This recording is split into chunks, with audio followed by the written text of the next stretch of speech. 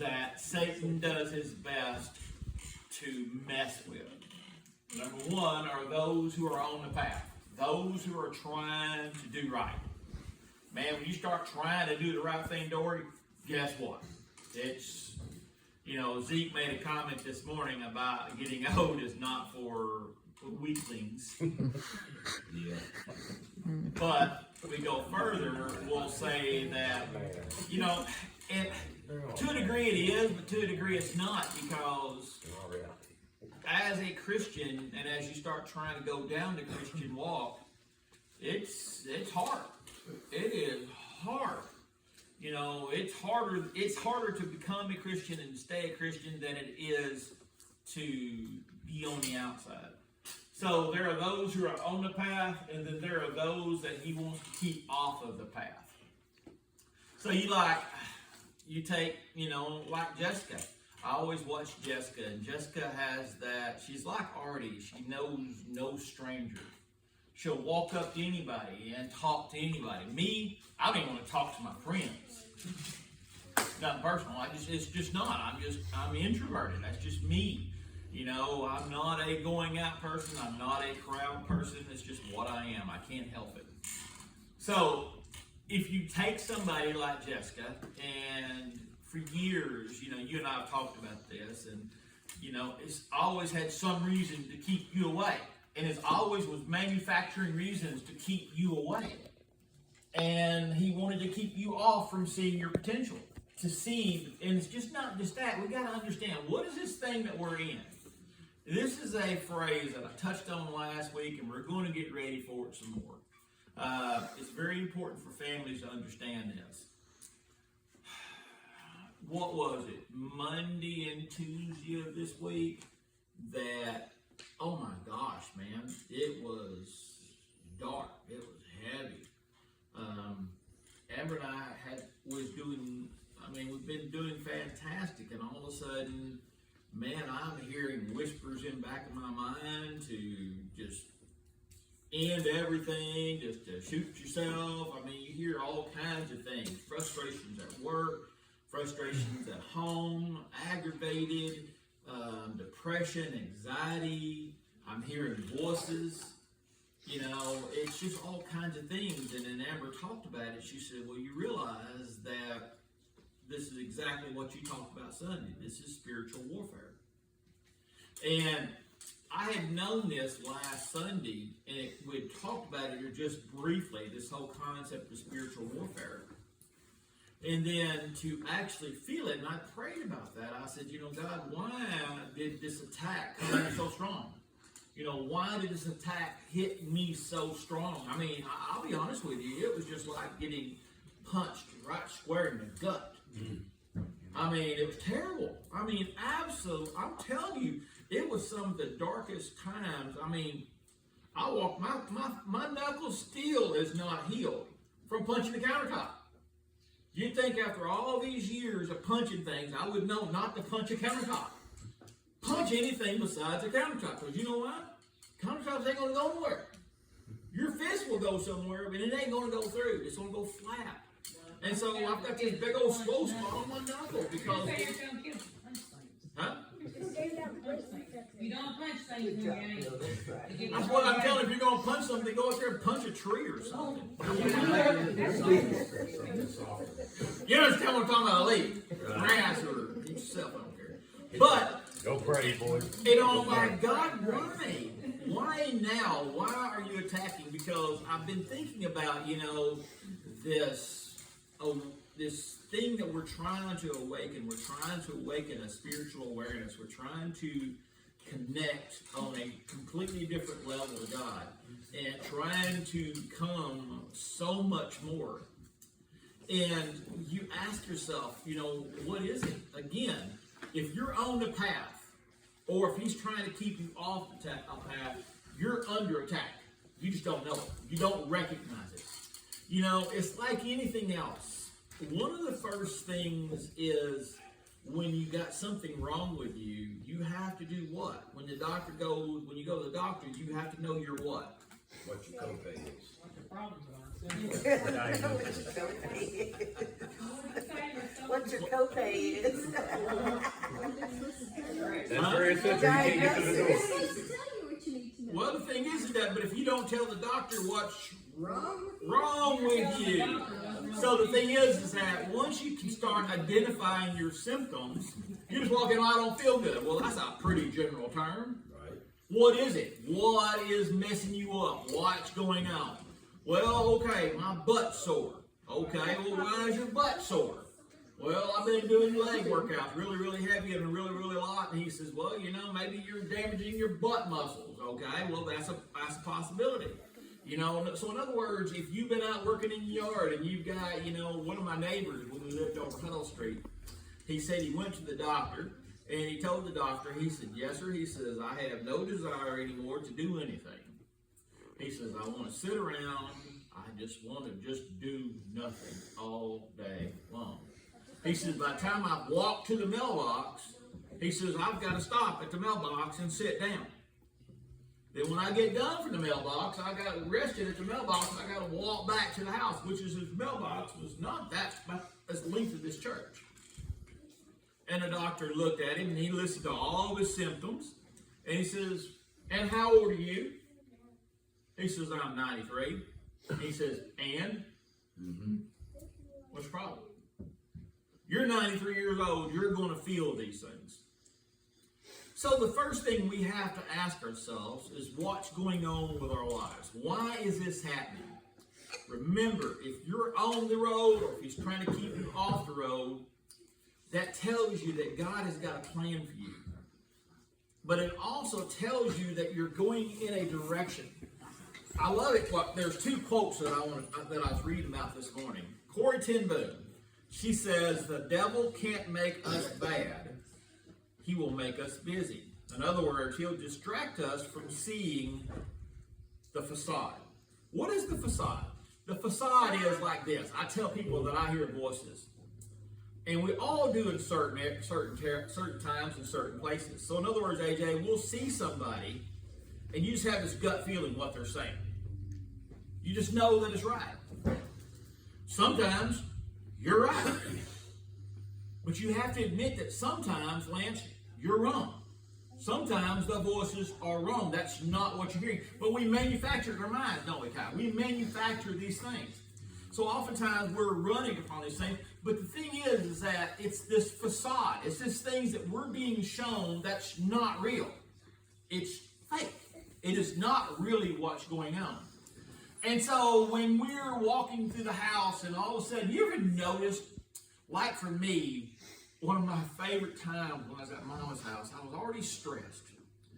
And I had run into doing something, stumped my toe, got up, and when I turned around, now I'm mad, and as soon as I turned around, there's a big old shelf bracket right here, and it poked a hole right in my head. At that point right there, what do you think I'm doing? And it's funny. I start spinning in my mind all these things. And so what happens with centrifugal force? Think about it. As you're spinning, what? Builds up. It spins you further, and it starts building up. And so all of a sudden, you spin this story in your mind. You know, that's why they talk about politicians and people on the news. They put a spin to it. They shift you to spin you away from the truth. So, title of today is, Are You Ready to Rumble? Then welcome to Spiritual Warfare 101. Ask yourself, are you feeling powerless, hopeless, no strength to fight? That's the lies. One of the big ones that they do right now is to make you feel powerless, that when you look at society that you can do nothing about. Who feels powerless when they look at society that they can do nothing about society, and we feel like it's powerless and it's going all out of control? Sure. You should all raise your hand. And guess what? If you can't change you, how are you going to change society? Okay. How can you affect society? What can you do to the laws in California? Become male. Nothing. Who? Become male. Become the mayor. Oh, well, yeah, you can actually become it. Then you can do something. But until you're placed in authority, you can't do nothing, can you? Until you're placed in authority, you can't do nothing. So then when your mind is all wrapped up in these troubles and these trials and all these things, where's your mind? Spinning. Huh? It's spinning because you've listened to the what? The lies. All right, there is an old symbol. The old symbol is a circle with a dot in the center. This represents two things. Number one, man is the dot in the center, and around is all the spiritual existence. God is completely around him. It also represents the duality that God is the center, everything is revolved around God. The bigger thing is that within the center, when we look at our lives, AJ, the center of our lives is either known as faith or truth. That is the center of our life. When we're being spun around, there are like 8 symptoms. Well, actually, I don't know how many that is. That's 8 that we can talk about. That if you're feeling fatigued, or you have anxiety, do you have fear, do you have despair? Are you involved in lies? Are you telling lies? Are you in revenge? Are you having stress? Are you having temptation? These are symptoms of spiritual warfare. If you're a Christian and all of a sudden you go home, AJ, and all of a sudden you and Jessica have a fight out of the middle of nothing. You ever had that happen? Do you know what that is? That's spiritual warfare. Why? Because he's trying to spin you out to mess you up. It ain't about the situation, because the thing is that in reality, if you were in control, say, of your finances, so your finances was in good shape, then all of a sudden, she goes out and she buys this or she buys that. Well, what is it? What happens then? Was it that important? Well, here goes this thing. All of a sudden, next thing you know, you've got to a big fight. Then what is the last thing that's on your mind? So as an example, let's talk about if you're feeling powerless or hopeless with no strength to fight. In other words, you have no hope. So again, what Corey ten Boom says, if the devil can't make you bad, it's going to get you distracted. So in other words, if you can take your eyes off of God, what have I always told you? That stress is what? God can't handle this. So in other words, it's a lie, isn't it? It's the lie. What is fear? It's a lie, isn't it? They're all lies. Fear is telling you got something to be afraid of. What do you have to be afraid of? Nothing. If you've got fatigue, you have no energy, you're just tired all the time. Why are you tired all the time? Now, there's a certain point when you get past 120, you're going to be tired all the time. But did you know that fatigue has to do with, as well, the sin in your life, unresolved conflicts? Because it wears you down. The stress, the anxiety. Next thing you know, you're entered into depression. We can go through all these things, and we're going to talk about them. The one thing is that I love about what this guy here, what John Wesley said about it. He says, as the most dangerous winds enter at the little openings. When they tell you a tornado comes, what do they tell you to do? But they tell you to do something in your house. You need to open the windows. Open the windows. Let all the air blow through. But when you try to shut it all down, it builds a vacuum, and all of a sudden it's destroyed. So basically, you're trying to fight these winds. Ask yourself, what are you fighting? Now, I'm going to come back to that. So the devil never enters more dangerously than by little unobserved incidents, which seems to be nothing. And I love that it enters in through the most little things. He says, beware the foxes that spoil the vine. What that means is back in them days, Dory and I was talking about it this morning. We was talking about there was a hosta, and that I've given her. Well, there was a big ball of air down below it. Well, that hosta could not grow through the air, so that's what the Bible is talking about, these little foxes. So AJ, it's these little things that you don't see, and all of a sudden they tunnel down below the roots that you can't see, and they go down there below the vineyard, and they dig a den out. Well, what do you think's going to happen as them root story hits that air pocket? They're going to die. And then all of a sudden, that plant is going to start dying because it has eroded the roots. Does that make sense? Yeah. And so what happens is that the plant is not going to get anything. And you never see that little fox. There is a termite over, I think, in South America. And it's really funny. What they'll do is they'll go up. And Artie, he used to be a terminologist when he used to be a bugologist back when he was a working class people. But they talk about how a termite will actually build a shelter, build a tunnel going up, and they hide. Well, what these things would do, they would actually build around chairs, around furniture. And the furniture looks, because, you just look at it and it has the appearance that furniture is solid. Until you go in there and you sit down in it and the chair collapses. Because it had the appearance of being solid, but yet in reality, it wasn't. So Ephesians 6:12, there is a song. And it echoes Ephesians 6:12. It says, we wrestle not with flesh and with blood, but with powers and principalities. We wrestle not with each other's love, but demonic forces in the heavenlies. That's 6:12. So it tells us we wrestle not with flesh and with blood. So you realize, AJ, if you get mad at Jessica, you realize is you're really not mad at Jessica. You're mad because God didn't move this, or God didn't change this, or you allowed that temptation, you've allowed that trouble. It's not a fight between me and Lance. It is a spiritual issue that came up. Think about that. It is a spiritual issue, a lie that came in and interjected itself. Think about this thing. Well, you're stressed out. I'm stressed out about money because you've heard the lie that you'll never have enough.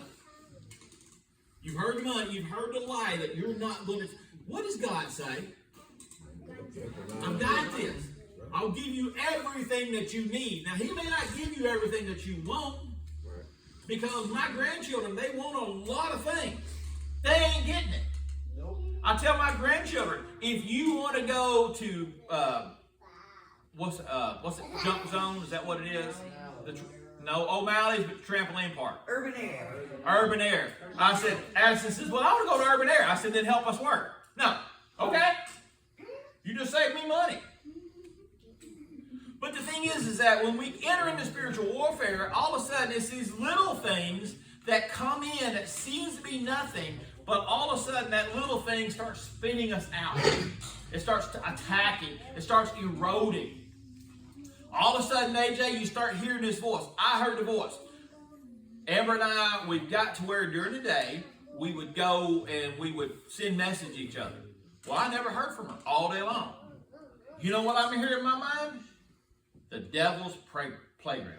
He's entered in and, boy, my mind is just blown plumb the crap up. But why? Why did it happen? This is called spiritual warfare. Either you're on the path, or he's trying to, or you're about ready to get on the path,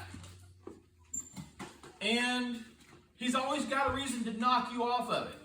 Now, I'm not talking about you lazy people that knows what your calling is in life, and you've always manufactured reasons to not do it.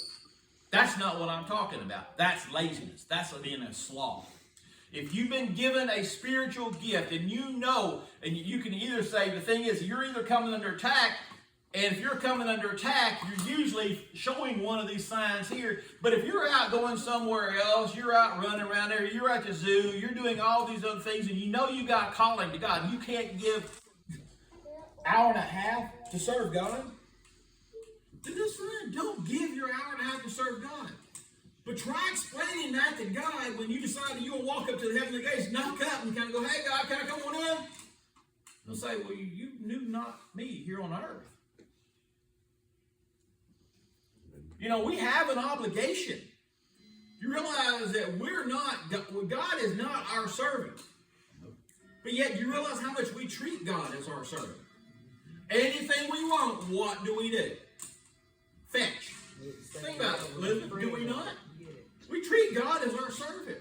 But yet, when do we act as servants? What is our service that we can do?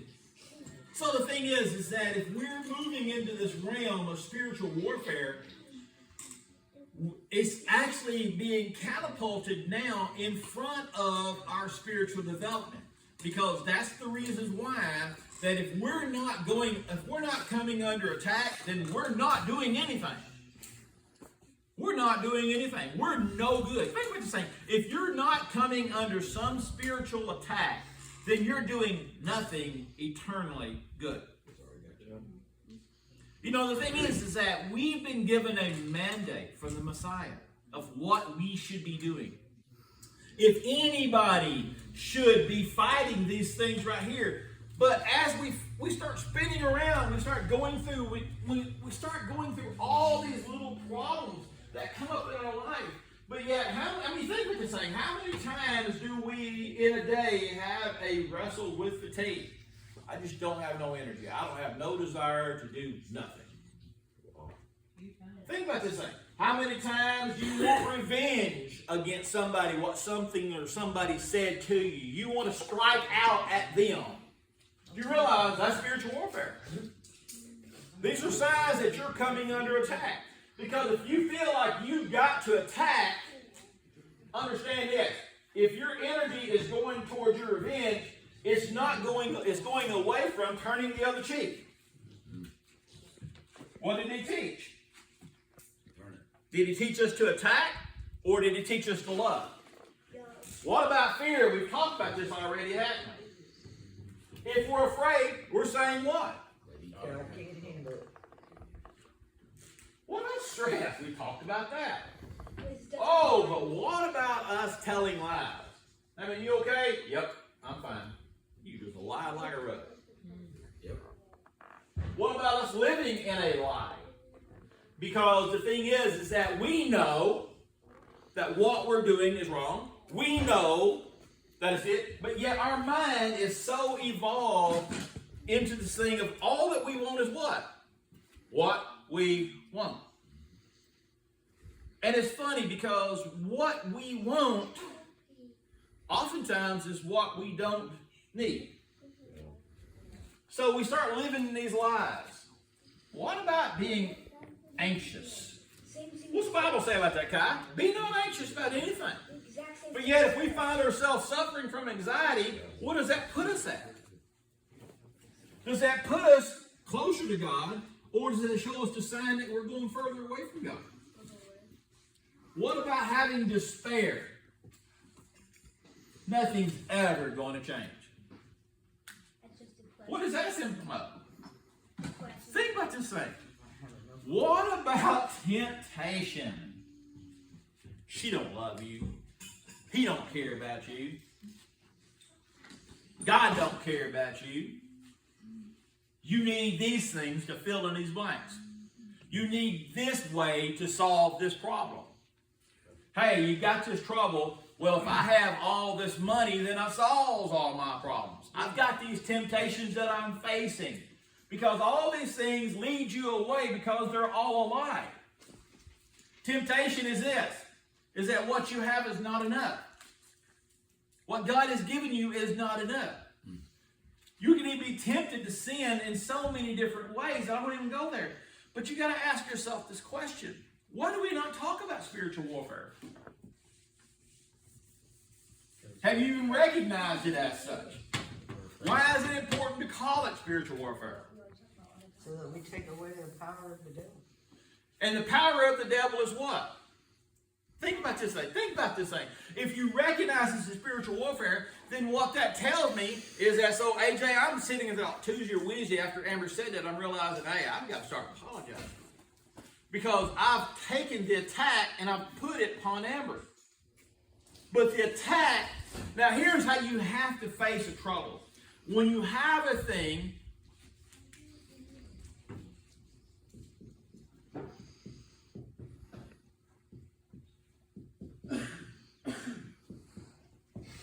Paul said to what? Paul said to die is what? It's gain. Paul knew it, man. He says he was good. He said he knew his place in his salvation. His heart was right. He knew he was on the path. And the thing is, he said, man, if I die, I'm good. I've told y'all before, if I am on my deathbed and I've actually done good for about a week, And if one of you son of guns decide to do CPR or try to shock me and bring me back, and I'm finally done with all these troubles and trials, and God was over, and y'all trying to bring me back, guess what? I'm probably going to punch you. Because if I'm finally done, and I'm finally over this trouble, and over this trials, and over this pain, and I finally was good enough in this 1 week in my life that I could probably get into heaven, you see what I'm saying? The thing is that what I look at is that if I am now living a good life and everything's going good, then I'm ready. But Paul said to die is to gain, but to live is for what? Somebody find it. Tell me what it says. We got phones. To die is gain, but to live is what? Life is a trial. Huh? Life is just a trial. And Exactly. to die is just you go to court and get I can't wait for you to be the preacher. To live is Christ. Huh? To die is to gain, to live is Christ. Oh, so now the thing is that for a Christian, for all that we live for is to what? All for His glory. To live is to Christ. In other words, that everything that we do, our life, our existence as a Christian, is for the Christ. What is the Christ? The Christ is God. The Christ is God, in a way, yes. Or Jesus. Or But the Christ is a manifestation of what? spiritual. Think about the thing. What does Christ mean? You may ask. Savior. Huh? Savior. Read it. Google, what is the meaning of the Christ? You ever question that?